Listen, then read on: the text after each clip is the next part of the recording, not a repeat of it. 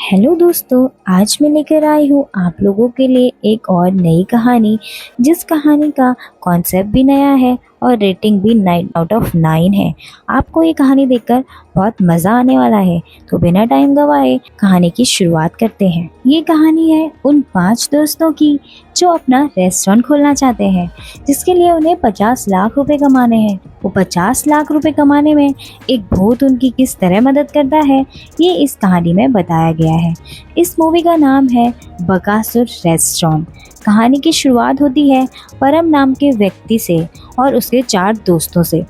परम एक कंपनी में काम करता है और उसका एक दोस्त लव स्टोरियाँ लिखता है, बाकी दोस्त वेले बैठे हैं। परम एक मिडिल क्लास लड़का है जिसके माँ बाप बीमार रहते हैं और ऑफिस में भी उसका बॉस उस पर हर समय चिल्लाते रहता है, लेकिन घर वालों की परेशानी और पैसों की दिक्कत की वजह से उसे ना चाहते हुए भी ऑफिस जाना पड़ता है। लेकिन उसका एक सपना है कि उसका एक खुद का रेस्टोरेंट होगा, लेकिन इसके लिए उसे 50 लाख रुपए चाहिए थे। सबसे पहले वो अपने दोस्तों के साथ मिलकर अपना एक यूट्यूब चैनल खोलता है, जिसमें वह लाइव हॉरर वीडियोस डालते हैं और उससे पैसे कमाने की कोशिश करते हैं।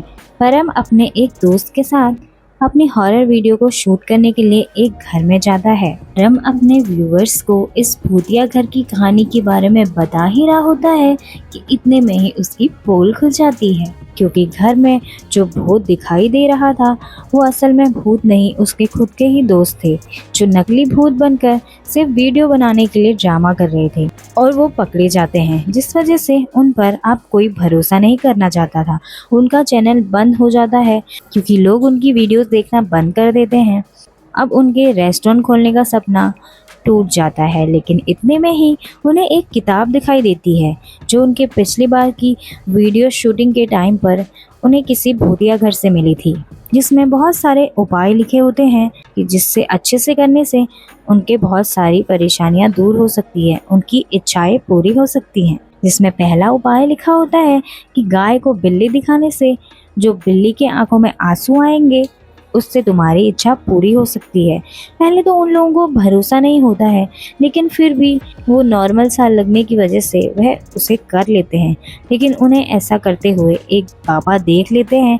वह हंसते हुए कहते हैं कि तुम इस तरह की तंत्र विद्या को कर रहे हो तो इसके लिए तुम्हें स्पेशल बिल्ली की ज़रूरत पड़ेगी, नहीं तो ये काम नहीं करता है। तब इसके बाद परम और उसके दोस्त दूसरा उपाय खोजते हैं।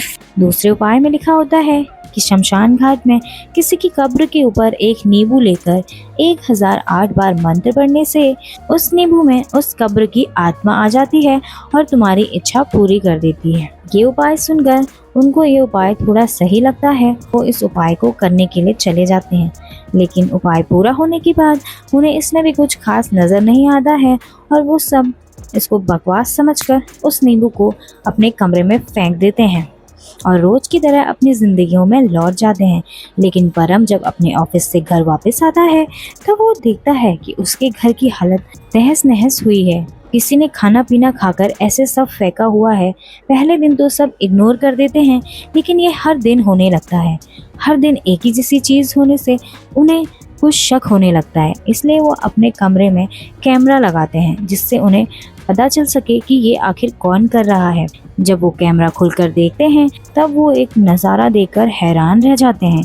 उनके कबर्ड में रखा हुआ एक नींबू में से आत्मा निकलती है और किसी के भी शरीर में जाकर खाना खाती है और वापस उसी नींबू में चली जाती है। ये सब देखकर वो लोग दंग रह जाते हैं और उन्हें याद आता है कि जो पिछली बार उन्होंने उपाय किया था शायद ये उसी की वजह से हुआ है। वही आत्मा इस नींबू के अंदर आ गई है। इसके बाद सब लोग डर जाते हैं और परम फैसला करता है कि इस नींबू को वो कहीं दूर जाकर फेंक आएगा। वो उसे लेकर फेंकने जा ही रहा होता है, लेकिन वो नींबू वापस उसी के साथ उसके घर में वापस आ जाता है और किसी के शरीर में जाकर फिर से खाना खाता है और वापस चले जाता है। इस सब से परेशान होकर परम और उसके दोस्त एक बाबा के पास जाते हैं। बाबा उन्हें एक जादुई मिट्टी देते हैं और कहते हैं कि इस मिट्टी को नींबू के चारों तरफ लगा देना, जिससे नींबू के अंदर की आत्मा बाहर नहीं आ पाएगी। और होता भी बिल्कुल ऐसा ही है। इसके बाद वो लोग चैन की सांस लेते हैं। लेकिन कुछ दिनों के बाद उनके घर में मल्ली का दोस्त चिन्ना आता है, जो मेंटली डिस्टर्ब होता है। वह किसी से ना बात करता है और ना ही किसी को कोई रिस्पॉन्स करता है। तो उसके पापा वहीं उसको रख कर जाते हैं ताकि उसका इलाज करा सकें। कुछ देर के लिए वो सारे दोस्त बाहर बैठे होते हैं और इतने में ही मल्ली उस नींबू को देखकर उसका नींबू पानी बनाकर पी जाता है। जब सारे दोस्त घर के अंदर आते हैं, वो ये देखकर बहुत खुश होते हैं। वो सोचते हैं कि हमारी मुसीबत टल चुकी है, अब ना नींबू रहा और ना ही कोई आत्मा हमें परेशान करेगी। लेकिन उनकी खुशी थोड़ी ही देर की थी, क्योंकि उनको पता नहीं था कि उनकी मुसीबत अब और बढ़ने वाली है। क्योंकि मल्ली के अंदर वो आत्मा चली गई थी, जो हर समय खाने की डिमांड करने लगी थी। उसकी इस तरह की भूख को देखकर सब परेशान हो जाते हैं और उससे उसके बारे में पूछने लगते हैं कि वो कौन है और उसके साथ क्या हुआ था। वो आदमी बताता है कि मेरा नाम बकासुर है। मेरे माँ बाप बचपन में ही मर चुके थे और मुझे मेरी दादी ने ही पाला है।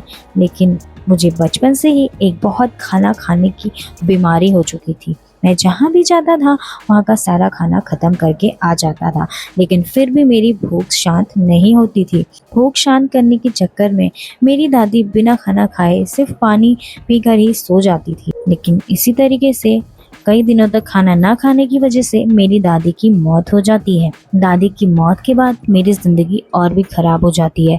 मैं अनाथ हो जाता हूँ, मुझे खाना देने वाला भी कोई नहीं होता है। मेरे आसपास के लोग मुझसे नफरत करने लगते हैं और मुझे बुरा भला कहने लगते हैं। इस सब से दुखी होकर और भूख से तड़पते हुए मैं अपनी दादी की कब्र के पास रोने लगता हूँ। तब मुझे दिखाई देता है कि मैं बहुत सारे कब्रों के पास खाना रखा हुआ है। तब से मुझे आइडिया आता है और मैं हर कब्र के पास से खाना लेकर अपना हमेशा पेट भरते रहता हूँ। लेकिन एक दिन हमारे गांव के जमींदार मर जाते हैं। उसका बेटा भी उससे दफना कर उसके पास खाना रख कर जाता है और मैं रोज की तरह उस खाने को भी खाने लगता हूँ। लेकिन जमींदार का बेटा मुझे देख लेता है और उससे गुस्सा आ जाता है, जिससे वो गुस्से में मुझे मार देता है। ये बात किसी को पता न चले, इसलिए वो मुझे वहीं पर दफना देता है। बकासुर की ये कहानी सुनकर उन सब दोस्तों को दुख होता है और वो बोलते हैं कि अगर तुम्हारी कोई आखिरी इच्छा है तो तुम हमें बताओ और हम उसको पूरी कर देंगे, जिसके बाद तुम यहाँ से चले जाना। लेकिन बकासुर कहता है कि मेरी तो कोई भी आखिरी इच्छा नहीं है, मुझे तो सिर्फ खाना खाना आता है और मुझे सिर्फ खाना ही चाहिए। उसके बाद उस सारे दोस्तों को एक आइडिया आता है। उनके पास में एक होटल होता है जिसमें लिखा था कि अगर मैं किसी को भी पेट भर खाना नहीं खिला पाया तो मैं अपना रेस्टोरेंट बंद करके चले जाऊंगा।